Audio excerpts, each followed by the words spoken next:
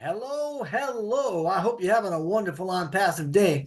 You know, there's been a lot of buzz about SaaS lately, right? And rightfully so. Nowadays, there are a lot of industries that are looking for new software that can meet the demands of business in the 21st century. And as of about 2020, most of the technology world is focused on the software as a service products, SaaS. And even though the digital integration has become more commonplace, there's a lot of companies that simply aren't familiar with the term, of SaaS. And many businesses, especially those in the distribution and logistics industries, are moving away from the on-prem or on-premises commercial installations in favor of SaaS and cloud computing in general. So, what is software as a service exactly? Well, it's a software licensing and delivery model where software is licensed on a subscription basis and it's centrally located, right? Hosted. It's also known as on-demand software, web-based software, or web-hosted software. Now, SaaS is a business model specific to cloud computing, along with infrastructure as a service and platform as a service. Now, lately, or especially, I think it was a couple nights ago, uh, there was a webinar. I can't remember which one, but somebody had said, "Hey, do we actually own the software as a service?" And I'm like, well, so anyway, I wanted to explain that as we did the other night. And I thought there was probably some other folks that would like to have that because there seemed to be some misunderstanding about what the SaaS model actually is and whether or not those models are owned by the companies that employ them. Now, the short answer to that is, yeah, they're owned by the company that runs them. And we can think of it kind of like a fence, right? We can put a fence around the yard to keep some things in while we're also keeping other things out, and we own the fence, and it's up to us to choose what we want to keep inside the fence. We can also give some people to the gate to get inside, the gate on the fence. But we still own the fence and we own the stuff inside the fence. So Google has SaaS products. Microsoft does too, as you can see here on this PowerPoint slide here that I've plopped up. ONPASSIVE's OES houses the products of our SaaS business model. So instead of buying an expensive commercial software outright, you can rent it or subscribe to software normally for a lot less than buying it outright. SaaS is offered in a variety of forms for a variety of services, as you see through looking at Microsoft and Google, but there's a lot more than those out there. And however, even though SaaS is flexible enough to support,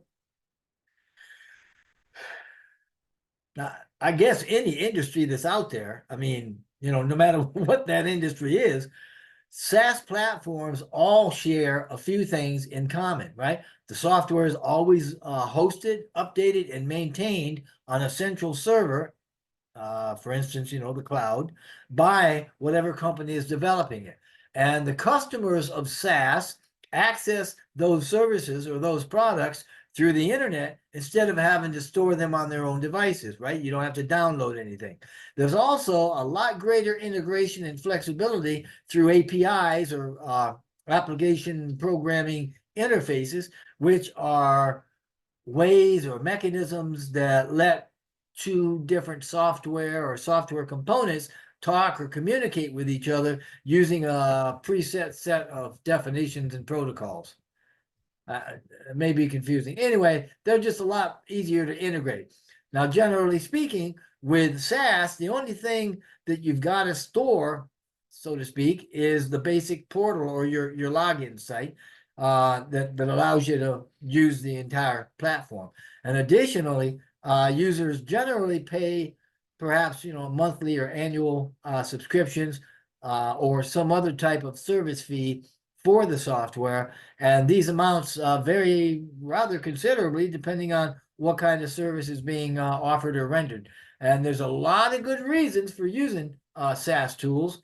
The first and foremost probably is it's really cost effective, and there's along with that, a lower initial cost if you're setting something up. This is because SaaS is based on a pay-as-you-go use pricing model. You get a subscription for the tools.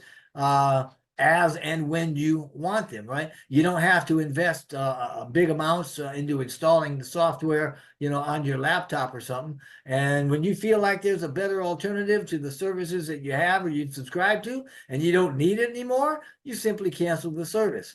Now, there's also scalability, right? The ease of scaling businesses with SaaS.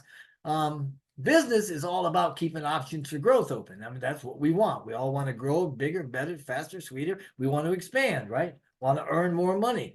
And with SaaS, we can easily scale our businesses without the hassle or the expense of hiring teams to manage what would otherwise probably be desktop-based systems, often more than one product all hodgepodge together, or the installation of the software.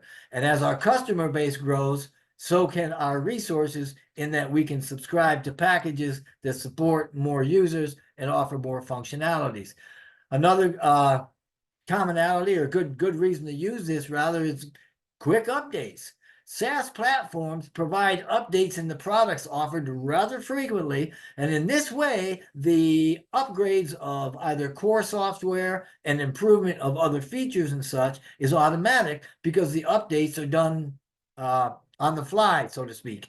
Now, you don't have to waste time installing new versions of the software, and you don't get roped into paying extra because the upgrades are active just as soon as you access the software. So that brings us to a closely related issue, which is maintenance and service. When you're using SaaS tools, you don't have to worry about maintenance for them because the service providers take care of that as part of the overall subscription. And there's also the concept of mobility, which we all should know and love, because everybody wants to be mobile, which is why we got mobile apps for that. And the products and services of the SaaS model are accessed through the browser. This means that you can use it on the go, right? Wherever you're at, whatever you can do. If you got a device with a signal, generally you can grab it and you can use it whenever and wherever you want from just about any device. So now there are some pretty popular types of SaaS tools.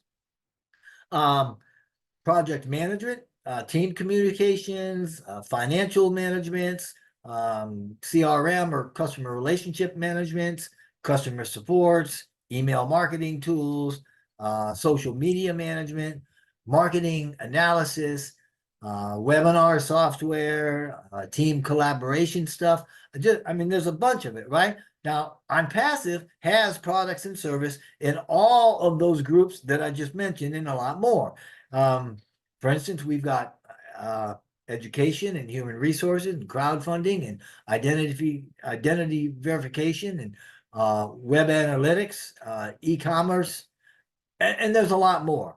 So I'm just saying, if you haven't checked us out, it would be well worth your while to do that. Whether you're wanting to start a business or maintain or expand your business, or maybe you just want to earn some extra money, just scan the QR code here or click the link in the description box below. You can go create a single sign-on for free access to the ONPASSIVE ecosystem. And while you're at it, if you would, please like, share, and subscribe. It helps make the world go round. Other than that, I hope that you have a wonderful ONPASSIVE day, and I wish blessing and blessing upon you and your entire family. Thank you.